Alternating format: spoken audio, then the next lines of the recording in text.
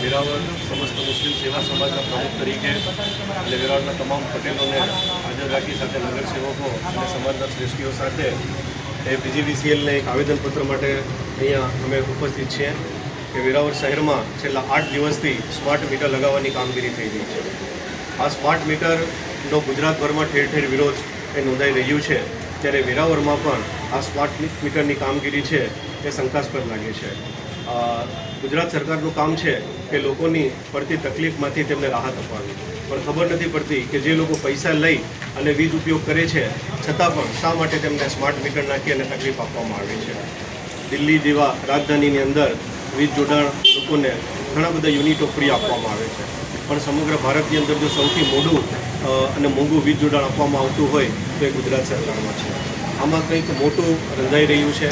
અદાણી જેવી કંપની પાસે મોંઘા યુનિટો લઈ અને લોકોને પધરી આપવામાં આવે છે અને સોલારનો ઉપયોગ કરવામાં આવે, સસ્તું વીજ લેવામાં આવે અને મોંઘું અદાણી દ્વારા વેચવામાં આવે, તેમાંનું મોટું કારસ્તાન છે। અમારે સૌની એની ડિમાન્ડ છે અને એવી માંગ છે કે ગરીબ લોકો આજે પોતાનું પેટ ભરવા માટે ત્રાહિમામ થઈ ગયા છે।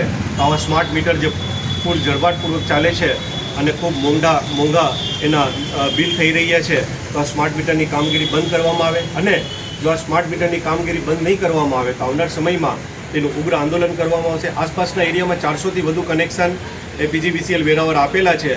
જો એ આવનાર 10 દિવસમાં આ કનેક્શનને નહીં હટાવે તો અહીં કચેરીએ અમે સૌ ઉપવાસ આંદોલન કરીશું। આજે કેટલા લોકો આવ્યા છે અને કાળી પટ્ટી ખાસ કરીને ધારણ કરીને આવ્યા છે, વિરોધ કર્યો છે, શું કહેશો?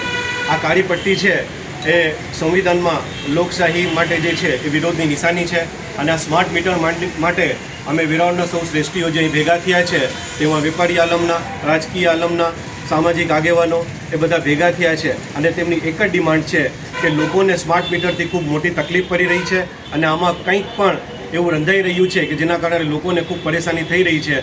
અમારી માંગ એક જ છે કે સ્માર્ટ મીટરને રોકવામાં આવે અને લોકોને મરજિયાતપણે જે મીટર ચાલે છે એને યથાવત રાખવામાં આવે, સ્માર્ટ મીટરની કામગીરી બંધ કરવામાં આવે।